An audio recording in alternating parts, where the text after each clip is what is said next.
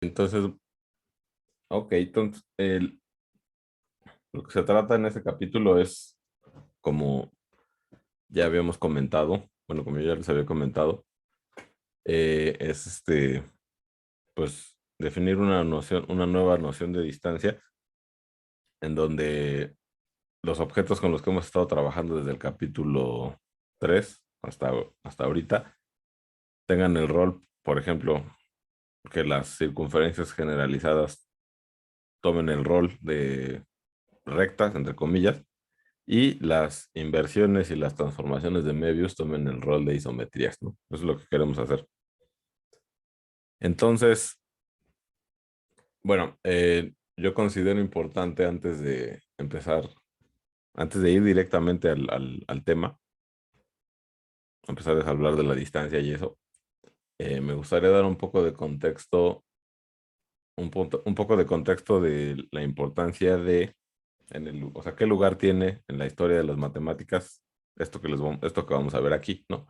No nada más decírselos así porque sí, ya, sino mencionar un poco al respecto de que históricamente qué ha pasado un poco con, con este tipo de geometría.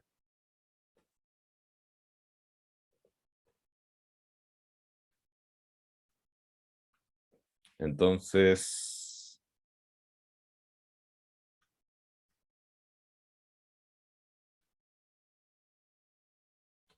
ok, bueno, de aquí quienes han llevado geometría moderna, los que están aquí, a ver, pueden levantar su manita. Alexis, ¿quién más? Nada más. Órale, no hay ningún matemático aquí más que tú, Alexis. Ok, bueno, ok, ok, bueno, entonces eso me da un poco más de...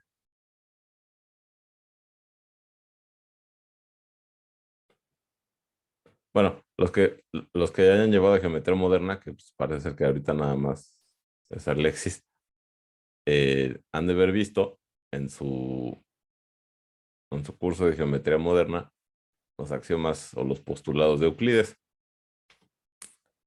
Entonces, bueno, casi siempre muchas cosas en matemáticas se remontan hasta ese texto de Euclides, de los elementos. Entonces, a ver, vamos a poner aquí, ¿no?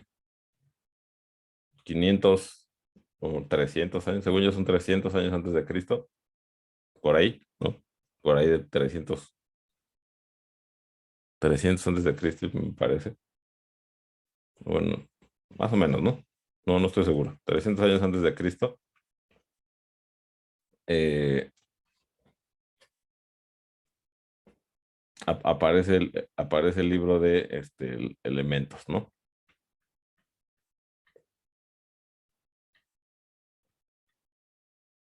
Entonces, bueno, este es un texto escrito en griego antiguo. El autor de este libro es Euclides, es un matemático griego que se piensa que estudió en la Academia de Platón pues en aquella época y escribe este texto con el texto de los elementos de Euclides en donde se desarrollan, me parece que son 11 libros, bueno, 11 libros, 11 tomos, digamos, en ese entonces, los cuales ahorita se reimprimen subdivididos en tres pedazos, en donde, pues, a través de definir, o sea, define qué son los puntos, define qué son las rectas, etcétera, etcétera, ¿no? Da unos postulados da unos postulados a partir de los cuales empieza a desarrollar mediante deducciones lógicas, proposiciones geométricas que, digamos, empezaban a constituir, constituir el conocimiento de la geometría que se tenía, bueno, un pedazo del conocimiento geométrico que se tenía en ese tiempo, ¿no? Entonces, los postulados de Euclides eran cinco, que Pues a ver, los voy a enunciar aquí brevemente. Para los que ya los conozcan, supongo que pues ya, eh, pues esto va a ser repetitivo, pero como vi que hay varios que no han llevado geometría moderna, entonces supongo que no todo el mundo los conoce, ¿no? Entonces, pues para poner un poco el contexto. Entonces, el primer postulado decía, dados dos puntos,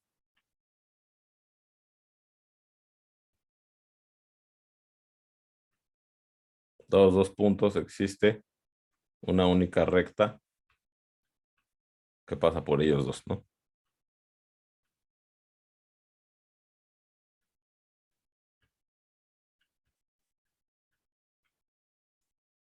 Ok. Segundo postulado número dos, dado un segmento de recta, un segmento acotado entre dos puntos,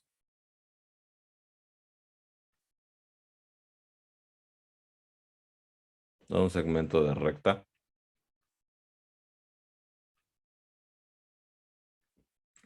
se puede prolongar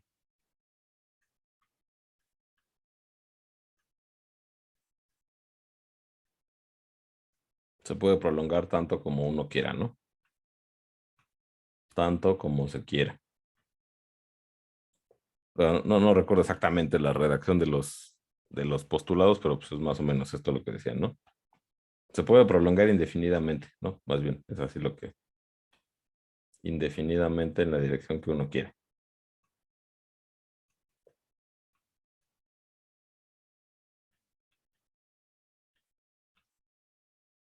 En la dirección que uno quiera.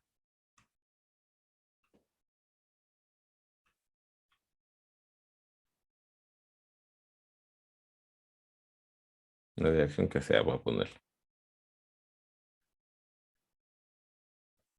Ok, postulado número 3. Postulado número 3 dice que dado un segmento y un punto, tú puedes construir una circunferencia con centro en ese punto y ese radio, ¿no? Y el radio dado por el segmento. Entonces, bueno, pues dado un segmento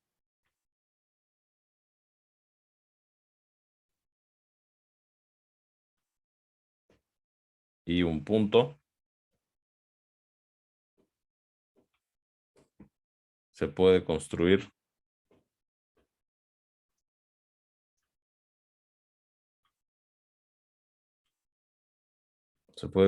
un círculo con centro en ese punto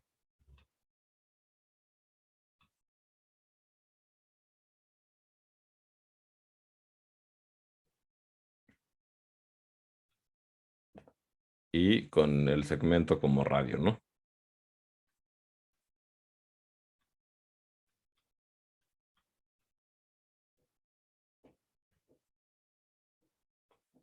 Entonces, bueno, aquí son 5 postulados, aquí llevamos 3. Estos 3 primeros se asocian a las cosas que uno puede construir con regla y compás.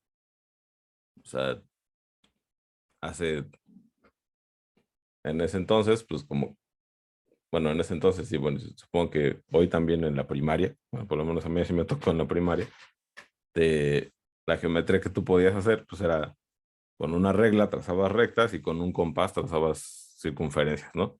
Entonces, digamos que estos 3 postulados axiomatizan la posibilidad de que tú puedas en algún lugar utilizar una recta para unir dos puntos con la regla. Si tú tienes un segmento con la misma regla, prolongas el segmento en el lado que tú quieras. Y si tú tienes un segmento y un punto, con el compás tú puedes construir la circunferencia, ¿no? Entonces, esto es como que la, los primeros 3 postulados te permiten utilizar la regla y el compás. Y los siguientes 2 postulados,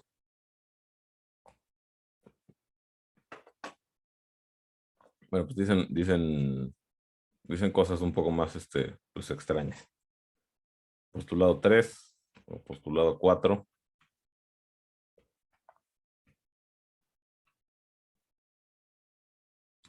El postulado 4 dice todos los ángulos rectos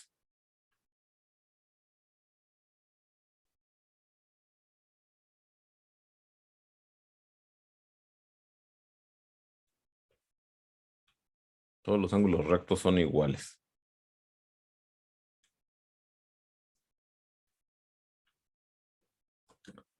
Este postulado es chistoso porque, bueno, no queda muy claro cómo que se refiere con que todos los ángulos rectos sean iguales. Entonces, lo que se ha alcanzado a interpretar al día de hoy, de lo que quería decir Euclides con esta cosa, con este, con este enunciado, es que si tú estás en el plano, en el plano euclidiano, o sea que el plano euclidiano pues es pues, un lugar en el que se satisfagan esos axiomas, ¿no? Entonces, por ejemplo, tú tienes un ángulo recto aquí y en otro lado tú tienes un ángulo recto, pues justamente que esto que yo estoy dibujando, esto no puede pasar, ¿no? O sea que si yo tengo aquí dos ángulos rectos, pues, ¿qué quiere decir? Pues que miden 90 grados o que son iguales a su complemento, como lo quieran ver, y yo puedo construir otros ángulos rectos en otra parte del plano, estos dos y estos dos ángulos van a ser iguales, ¿no? Y eso, si se fijan, como nosotros nos imaginamos el plano, pues esta situación de aquí no puede pasar, ¿no? Eso lo que apuntaría es a que este cuarto postulado apunta hacia una especie como de bueno, a que el plano sea homogéneo, ¿no? O sea, que en un lugar, o sea, como que esto pudiera pasar si aquí el plano estuviera, pues, plano y aquí el plano estuviera un poco curvado o inclinado o arrugado, ¿no?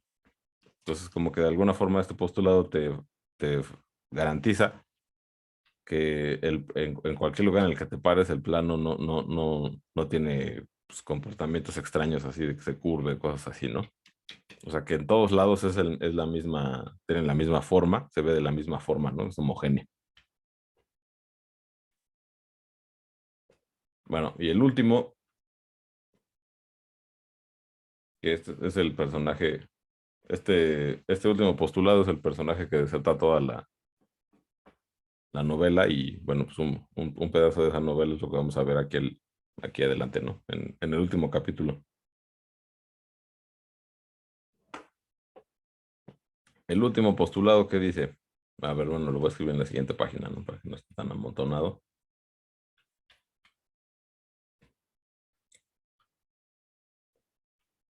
Entonces, a ver, el quinto postulado en su forma original dice, porque tiene muchas equivalencias, pero en su forma original, pues primero voy a hacer un dibujo, ¿no?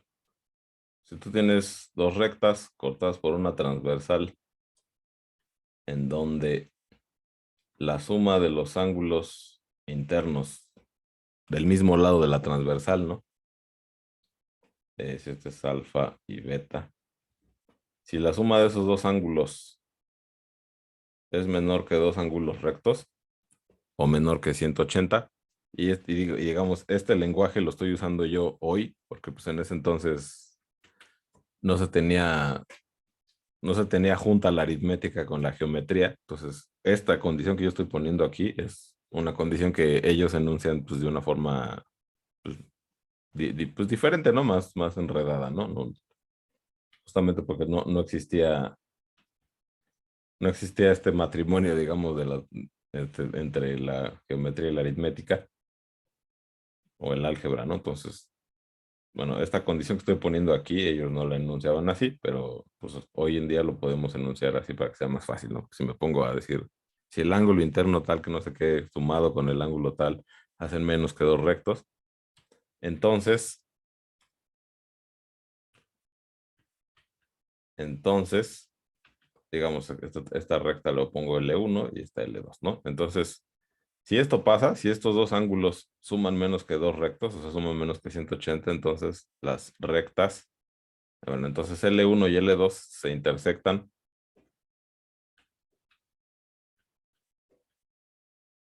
se intersectan se intersectan de este lado del plano, ¿no? O sea, esta transversal divide el plano en dos regiones. Entonces, si del lado de esta región donde los ángulos suman menos de dos rectos, es donde se van a intersectar estas dos rectas, ¿no? Se intersectan en el mismo lado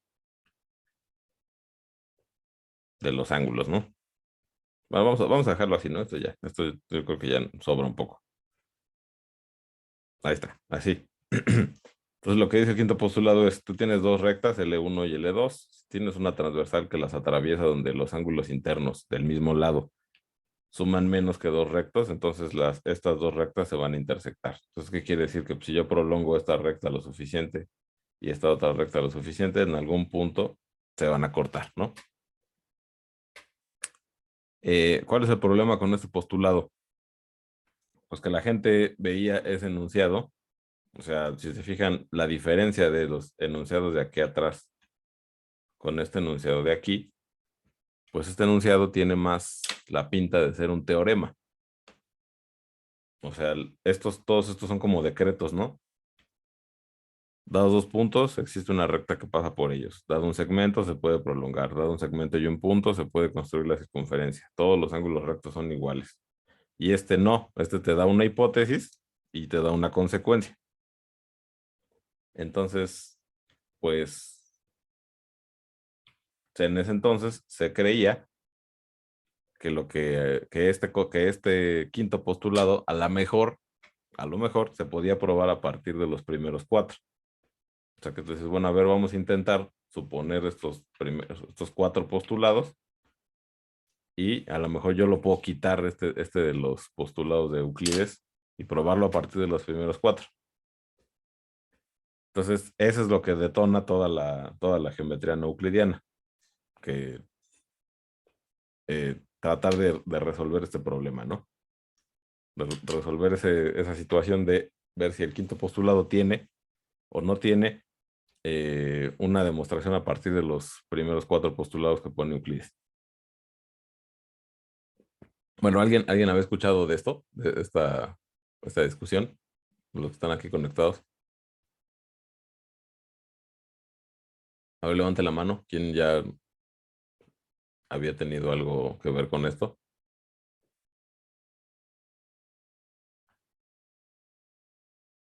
A ver, ¿quiénes son?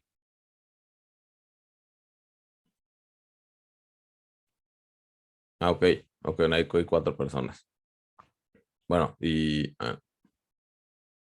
ok. Y bueno, los demás no sé.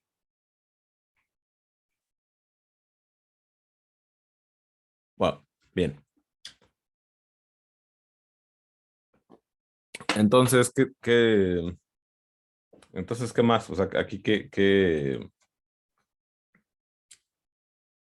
bueno, hay muchos nombres aquí involucrados, ¿no? O sea, en esta historia que digamos, o sea, desde los mismos griegos que vivieron después de Euclides, me parece que Proclo también intenta demostrar eso. Intenta demostrar el quinto postulado utilizando los primeros cuatro. Bueno, hay muchos intentos, ¿no? Hay muchos intentos de esto. Y bueno, pues y hay muchos nombres ahí en medio, ¿no? Eh, en particular, más o menos, pues, como un poco antes de Gauss, porque la verdad las fechas no las tengo tan claras, pero como digamos que el golpe de pues sí, digamos que los golpes más contundentes se empezaron a dar cuando aparece el concepto de curvatura, que es gracias a Gauss. Ok, entonces, qué es lo que,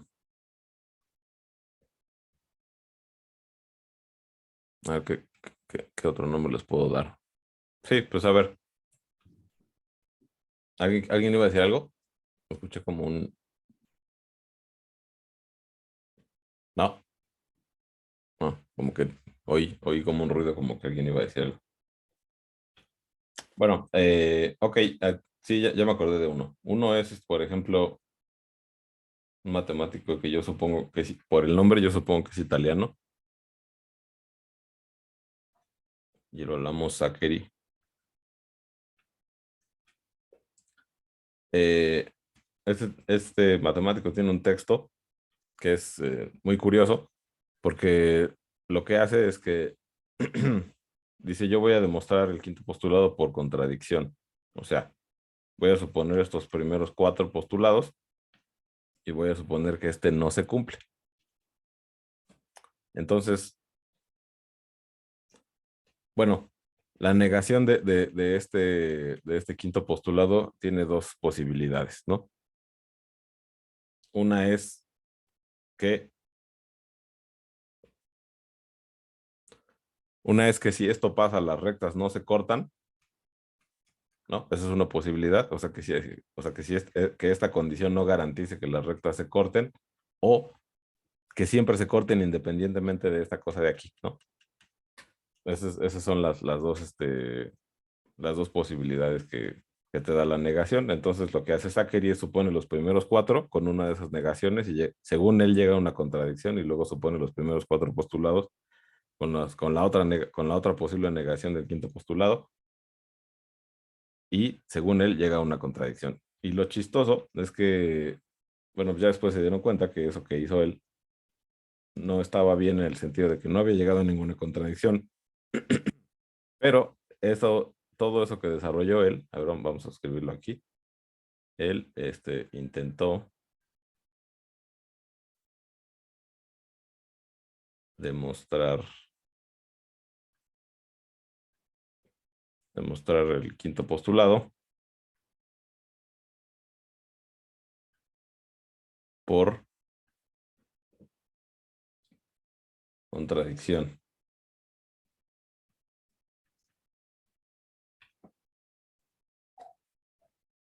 O sea, negando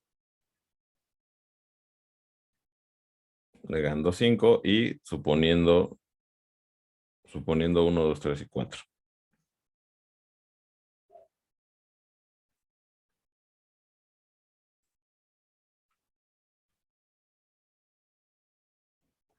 Bueno, lo chistoso de lo que hizo Zachary es que no solo, bueno, o sea, no estuvo bien lo que hizo en el sentido de que no llegó a ninguna contradicción, pero eso no es, o sea, eso no es lo importante de lo que hizo él, porque su trabajo o sea, es valioso porque to- toda, todas esas proposiciones que él hizo, digamos, de suponer la negación del quinto postulado hasta que él llega a la contradicción, a la que él dice que es una contradicción, son cosas que hoy en día se saben como ciertas en otros tipos de geometrías, ¿no? O sea, él sin darse cuenta, digamos, al desarrollar estas dos posibles negaciones del quinto postulado, desarrolló nuevas geometrías que después pues iban a tomar mejor forma, ¿no? Entonces él sin querer desarrolló, pues, por un lado lo que lo que se llamaría hoy en día la geometría esférica y por otro lado lo que vamos a ver nosotros que es la geometría hiperbólica, ¿no? Que cada una de esas dos corresponden a una negación del quinto postulado, ¿no? Entonces, ok, para hacerlo más, un poco más claro, cuáles serían las dos negaciones posibles del quinto postulado, hay que hablar del axioma de Playfair, no creo que se pronuncia así, que es, digamos, una equivalencia del quinto postulado. Que lo que dice es que si tienes, bueno, a ver, dado un punto, dado P fuera de una recta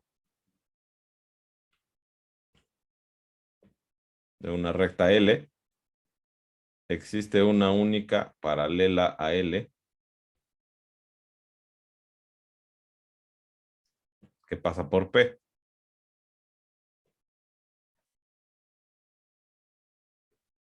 que pasa por el punto P, ¿no?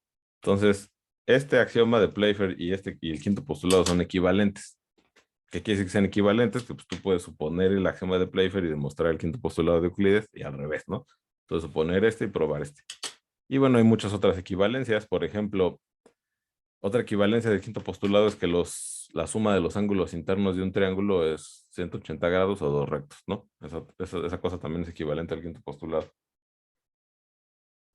Entonces, ok. Eh, entonces, a ver, ¿cuál sería, digamos aquí, ya digamos con el axioma de Playfair, cuál sería una negación? La negación de este enunciado de aquí tiene dos posibilidades. ¿Quién me dice una de ellas?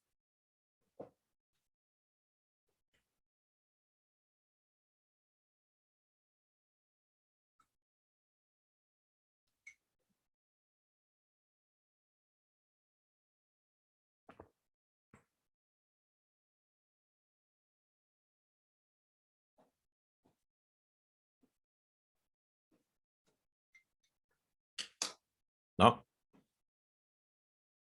O sea, ¿qué tendría que pasar para que este axioma fuera falso?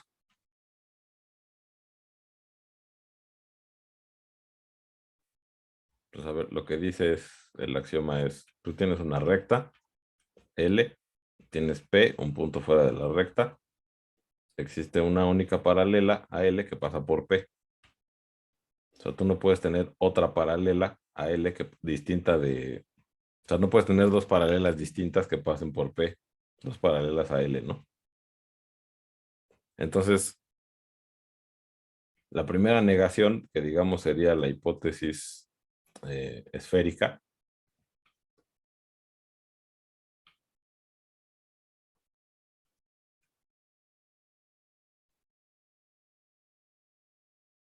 ujú, pues sí, hipótesis.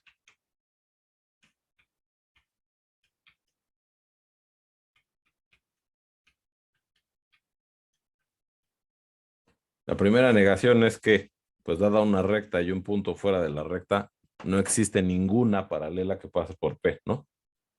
O sea que no existen las paralelas, esa sería la primera negación. Que dado P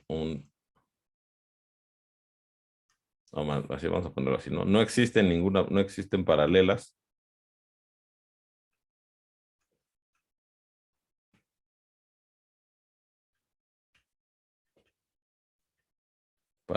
a L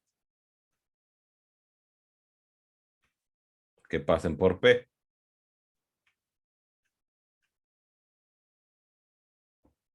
O sea, lo que diría una de las negaciones del axioma de Playfair es que cualquier recta que pase por P forzosamente va a cortar a L, ¿no?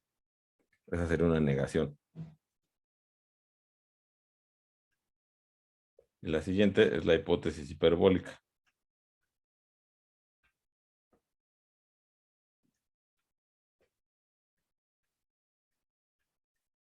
que esa es la que vamos a estudiar nosotros, que es cuál, dada una, dada una recta y un punto fuera de ella, existe más de una paralela que pasa por el punto. Eh, existe más de una paralela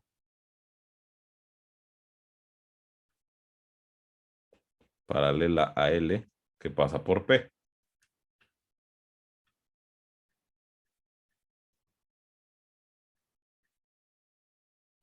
Entonces, ok, lo que se tiene con el trabajo de Euclides es que ya mucho tiempo después se demostró que estos cuatro postulados son independientes del quinto postulado. O sea, eso quiere decir que nunca vas a poder demostrar el quinto postulado a partir de los cuatro. Entonces, que todo ese trabajo que se estuvo intentando hacer de demostrarlo a partir de los primeros cuatro, pues iban a ser intentos fallidos porque lógicamente son independientes los primeros cuatro enunciados del quinto enunciado. Y entonces, pues las distintas variantes que hay, como esta, de la hipótesis esférica o la hipótesis hiperbólica, pues corresponden a otro tipo de geometrías que no se habían estudiado hasta ese entonces. Bueno, a ver, vamos a escribirlo aquí, eso que acabo de decir. Entonces, el postulado 5 se demostró que el postulado 5 es independiente de los primeros cuatro.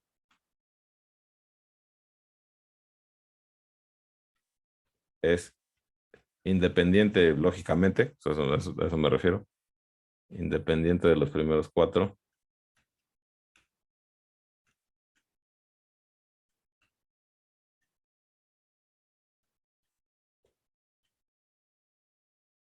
de los primeros cuatro y H, H, E y H, H, ¿no? O sea, la hipótesis esférica y la hipótesis hiperbólica corresponderían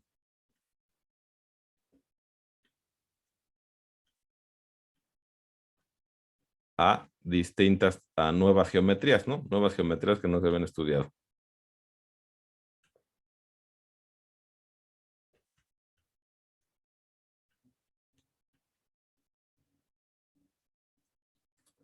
Pues nuevas geometrías en donde en una de esas geometrías pues no existen las paralelas y en la otra pues existen muchos tipos de paralelas, ¿no? A ver, creo que alguien mandó un mensaje al chat. Ah, sí, ajá, esa era una de las negaciones.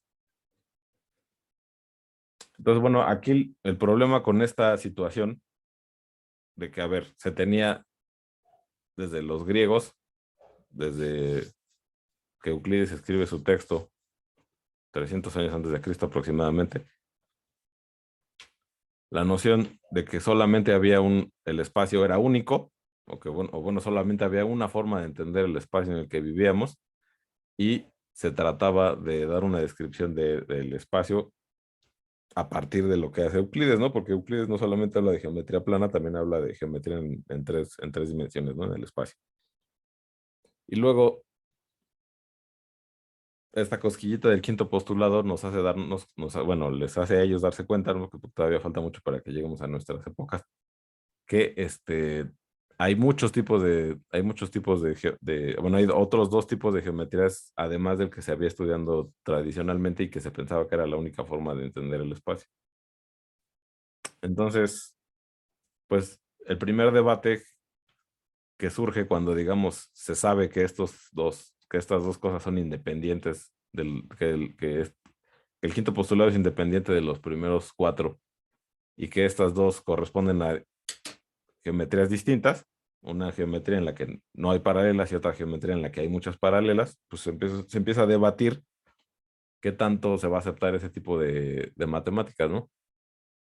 O sea, o sea, nos vamos a permitir hacer geometría de ese tipo cuando, o sea, donde hay evidencia de que vale la pena estudiar abordar estos ejemplos, ¿no? Abordar estos tipos de geometrías. Entonces, bueno, es cuando el concepto de curvatura aparece, aparece, digamos, para dilucidar, esclarecer esta situación, ¿no? ¿Por qué sí hay que considerar estos casos de geometrías distintas a la geometría dada por Euclides en su texto 2300 años atrás, ¿no? De los días de hoy. Entonces, ok. Entonces, bueno, después aparece, ¿qué es lo que sucede con estas dos cosas, ¿no? Que el plano, como lo conocemos, plano, pues es muy difícil uno pensar que en el plano las líneas rectas siempre se van a cortar, ¿no? O sea, digamos, toda nuestra intuición del mundo, dada por nuestra experiencia en el mundo que vivimos, nos podemos imaginar un lugar en el que, un plano en el que haya dos rectas que se corten siempre. O sea, bueno, en el que cualesquiera dos rectas se corten siempre. Y y bueno, la hipótesis hiperbólica también pues suena rara, ¿no? O sea, como que pareciera que, pues otra vez, como el plano como nosotros nos lo imaginamos no admite esa posibilidad, pero lo que dio el giro es que estas geometrías, más bien, se tienen que pensar como geometrías en superficies curvas que no son un plano. Eso fue digamos, el giro que le dio más, pues que le dio relevancia pues que abrió muchísimas posibilidades, ¿no? Para el desarrollo de la geometría. Entonces, cuando aparece el concepto de curvatura, déjame ver qué hora es, no vaya a ser que ya se me vaya a acabar. Ah, no, todavía tengo tiempo. Entonces, bueno, cuando aparece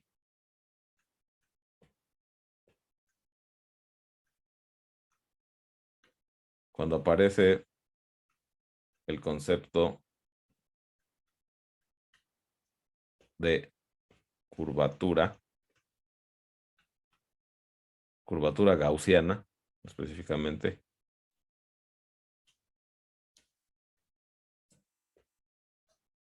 Bueno, no, vamos a dejarlo así, ¿no? No, no voy a hacer que ahí esté. Cuando aparece el concepto de curvatura,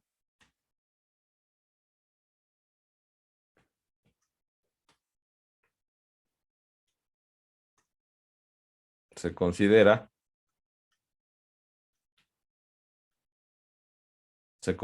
la posibilidad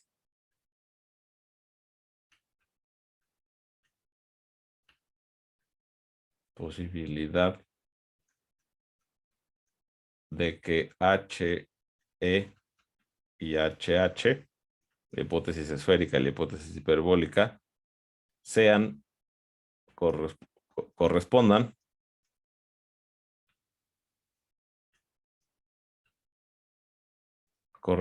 a geometrías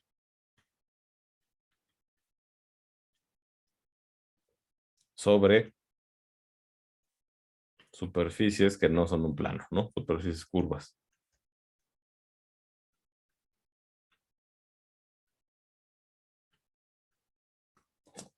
Entonces, ok, ¿qué es lo que sucede? Que cuando la curvatura de la superficie es cero, pues entonces lo que se tiene es, digo, bueno, no les voy a decir aquí cómo se calcula la curvatura de una superficie, pero bueno, eso es algo que pues bien, si les da curiosidad, pues ya pueden seguir investigando, tomar algún curso de geometría diferencial, yo qué sé, leer al respecto.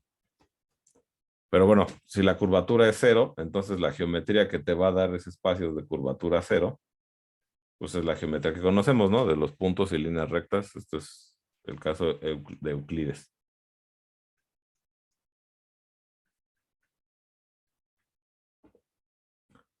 Si la curvatura es positiva, pues entonces, bueno, hay muchos tipos de superficies que te van a dar una curvatura positiva, pero pues el caso clásico es la esfera, ¿no?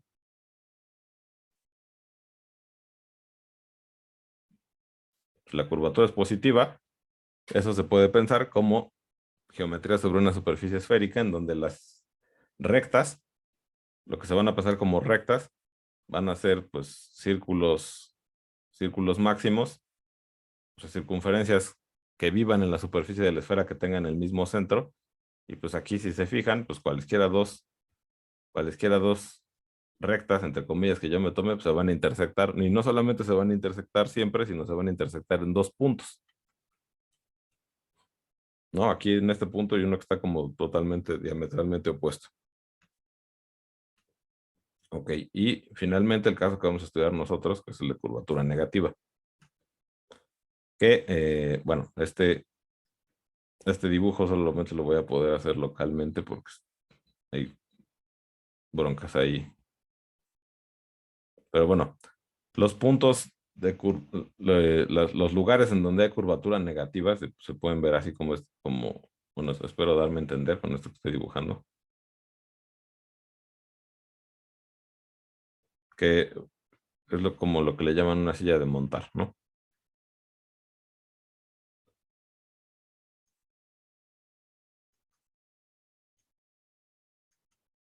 Sí, sí, más o menos entiende lo que estoy dibujando, o sea, esto es como una silla de montar, ¿no? Aquí yo, como la silla en la que te subes cuando te subes un caballo, ¿no? Que digo, pones tus piernas, tu pierna izquierda, digamos, cae de este lado y tu pierna derecha cae del otro lado por atrás, ¿no? La curvatura negativa es así, ¿no? Digamos que en una dirección se curva, pues, hacia arriba y en otra dirección se curva como hacia abajo. ¿Sí está claro? ¿Sí está claro qué quiero decir con este dibujo?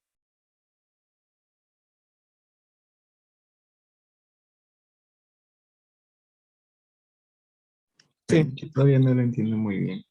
¿Cómo? Que yo todavía no lo veo muy bien. Eh, a ver, vamos a ver si a lo mejor en Google sí viene un ejemplo de una silla de montar. Yo creo que sí.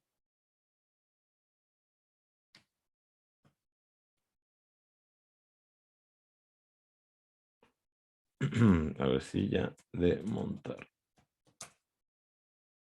Bueno, pero viene la... Ah, ya sé cómo.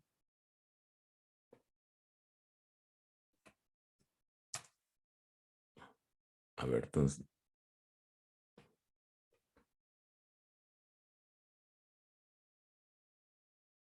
Ajá, entonces. Gráficos 3D. Ahorita regresamos al pizarrón, espérame tantito.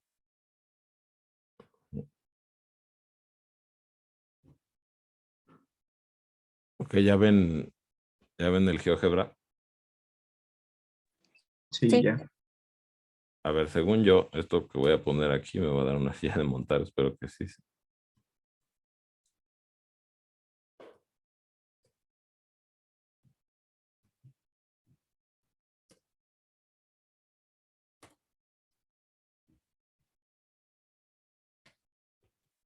Mm, está muy grande eso.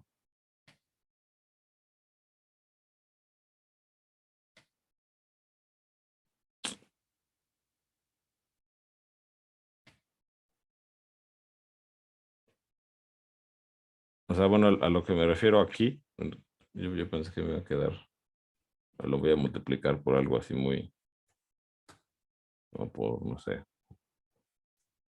un medio, ¿no?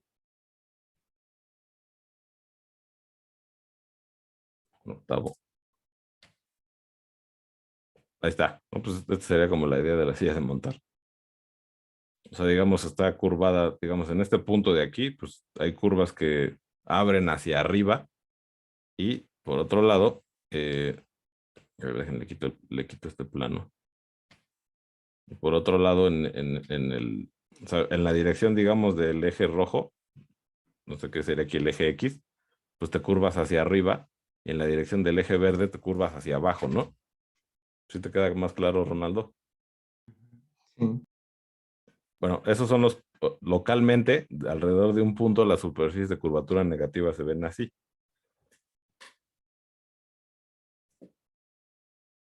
Entonces, bueno, pues si te fijas, o sea, sí hay una diferencia, digamos, entre pues, curvatura cero, que es totalmente plano, curvatura positiva, que toda la superficie está curvada en la misma dirección, y en la curvatura negativa, pues ahí te puedes curvar hacia arriba o hacia abajo.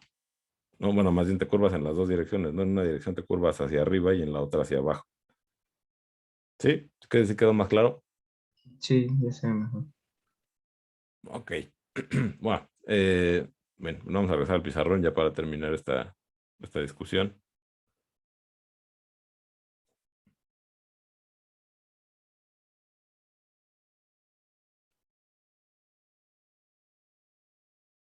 Ok, entonces, bueno, eh, pues sí, el curvatura cero es la geometría de Euclides, la de toda la vida.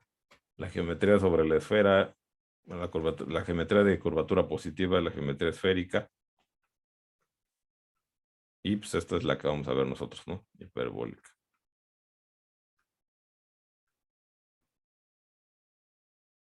Entonces, bueno, eh, ¿cuál es la situación con, sí, bueno, aquí la superficie que modela la geometría de curvatura cero, pues es el plano que conocemos. Aquí la superficie es esta y aquí, pues, les estoy haciendo un dibujo de un pedazo de la superficie que la modela, ¿no? En realidad, la, mm, la superficie que modela esta cosa se llama tractriz. Esa si quieren la pueden buscar ustedes. O sea, la superficie que modela pues, una geometría de curvatura negativa sería no, no es cierto. Se llama la pseudoesfera, más bien, perdón. Pseudoesfera. Bueno, igual podemos hablar un poco de ella, ¿no? De la próxima clase. Pero a ver, ¿qué es lo interesante de todo este choro que le estoy aventando? Bueno, además de dar contexto histórico de qué onda con los tres tipos de geometrías que hay de dimensión 2, además del contexto histórico desde que se intentó fundamentar la geometría con Euclides y cómo se fue cuestionando el quinto postulado a lo largo de la historia, cómo intentaron probarlo a partir de los primeros 4 y no se pudo, y cómo se dan cuenta de que es independiente de los primeros 4 y entonces lo que te dicen sus negaciones del quinto postulado es que te dan 3 posibilidades que al principio no se admitían, pero ahora ya cuando aparece el concepto de curvatura, pues entonces se empieza a considerar que más bien son geometrías sobre superficies curvas en donde las rectas pues son, pues ya no son rectas, ¿no? Ya no son rectas en este sentido, sino ya son curvas que viven dentro de la superficie que minimizan la distancia sobre la superficie, ¿no? Lo mágico de todo esto es que las isometrías de estos tres entes, de estos tres tipos de geometrías, las isometrías orientables, viven todas se pueden caracterizar con el grupo de transformaciones de Möbius. El grupo de transformaciones de Möbius contiene a los grupos bueno, el grupo de transformaciones de Möbius contiene a las isometrías orientables, bueno, mediante una descripción específica de cada uno de estos tres, este como el plano complejo, este como la esfera de Riemann y este como el que vamos a ver ahorita, bueno, a partir de este capítulo, que sería el semiplano superior. Las isometrías orientables de los tres forman subgrupos del grupo total de transformaciones de Möbius, ¿no? Que digamos, estudiamos a partir del capítulo 2. Entonces, bueno, es una forma, ¿no? Digamos, de encapsular con un objeto matemático un poco más moderno que el plano euclidiano dado por los postulados de Euclides, las tres posibilidades de geometrías que hay, ¿no? Entonces, la discusión ya hoy ya no es si son válidas estas dos geometrías, ¿no? Sino no solamente son válidas los tres tipos de geometría, sino que además sus transformaciones, sus simetrías están todas encriptadas, las orientables, en el grupo de transformaciones de Möbius. Este ya lo vimos un poco, de hecho me parece que uno de los ejercicios de la tarea era ver que las isometrías orientables del plano complejo eran un subgrupo del grupo de transformaciones de Möbius. Los de la esfera, pues eso no lo vamos a ver. No es tan complicado, pero pues no da tiempo de ver este también. Y además es el caso menos interesante porque la esfera tiene menos isometrías o sea, de estos tres, digamos, espacios, el que tiene más simetrías es el hiperbólico, el siguiente sería el plano y el que tiene menos simetría sería el esférico, ¿no? Entonces el esférico no lo vamos a ver, lamentablemente, pero también se puede hacer la descripción de las isometrías orientables de la esfera con transformaciones de Möbius. Y el que sí vamos a ver, que es el caso más interesante, pues es este, ¿no? El caso hiperbólico. Entonces, ahora vamos a escribir eso finalmente. Las isometrías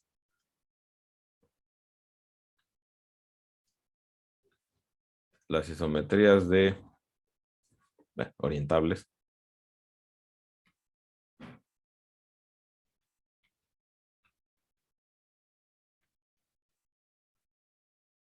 de los tres tipos de geometrías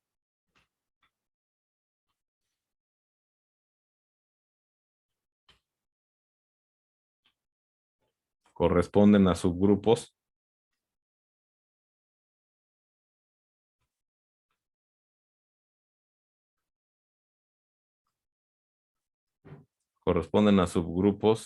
de pues el grupo de transformaciones de Möbius.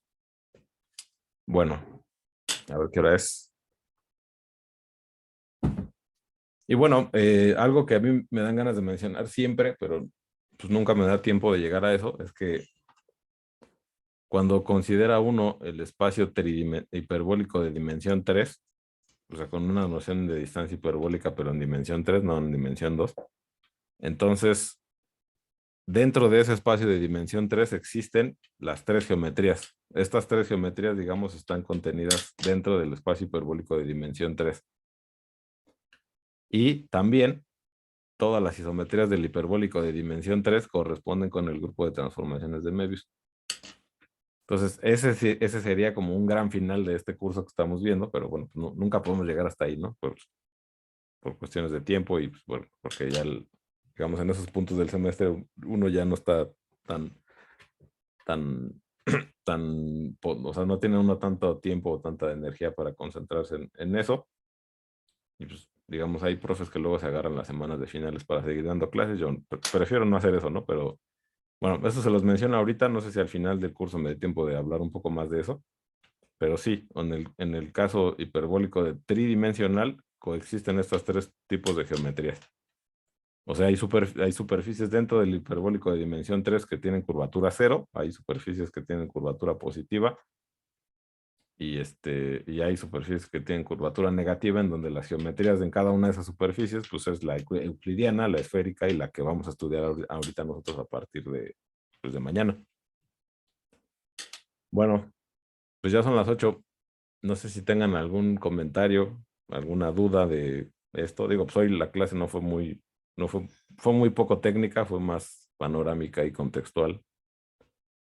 Hice un resumen de pues, 2300 años de historia, bueno, un poco menos, ¿no? Porque esto ya se resolvió, digamos, a principios del siglo XX, todo este dilema de las geometrías no euclidianas, pero bueno, pues es un resumen, me salté muchos nombres, hubo muchas cosas que no dije, pero bueno, creo que sí logré decir como lo central para que puedan darse cuenta por qué es relevante el estudio de la geometría no euclidiana. Todas estas dos geometrías así se conocen como geometrías no euclidianas. Y bueno, no nada más es un capricho mío ver esto específicamente, sino pues tiene un lugar en la historia de las matemáticas que considero relevante para ustedes. Bueno, no sé, ¿quieren decir algo? ¿Alguna pregunta, comentario, no sé, alguna cosa que les interese, digamos, de todo lo que dije? Curiosidad, no sé, ¿alguien quiere decir algo?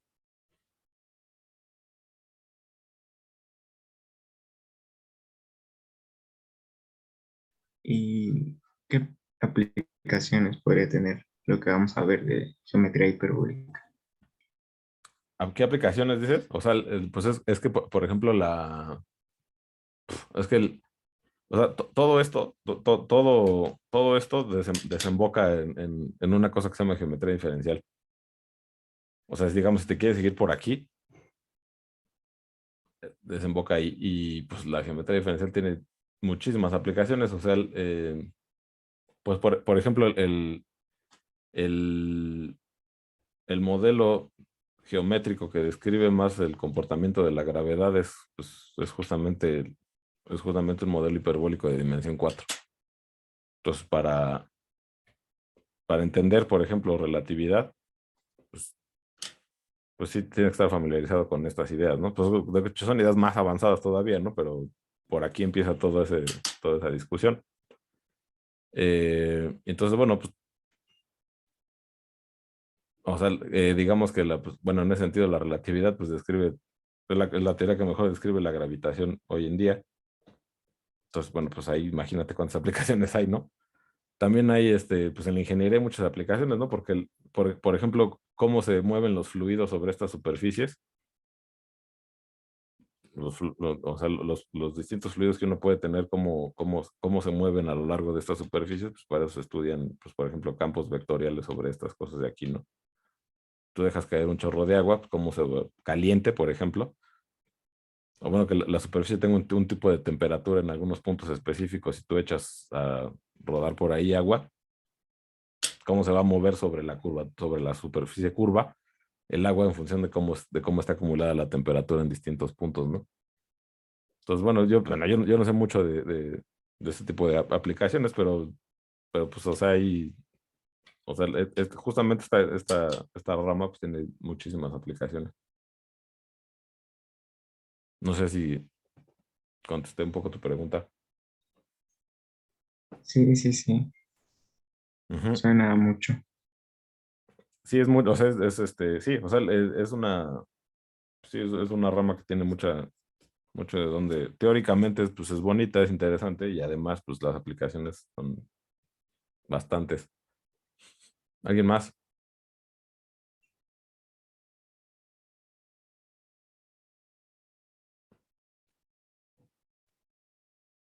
¿No? Bueno, está bien. Pues nos vemos mañana.